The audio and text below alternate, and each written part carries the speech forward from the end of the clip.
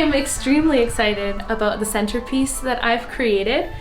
The main piece of it was a wreath that had already been made, and then I added little bundles of cinnamon wrapped in different kinds of ribbon, some of the dried oranges that we had, as well as the oranges and cloves, and some pine cones. And this just goes in the center of the table with either some candles or, as I've done, a kerosene lamp.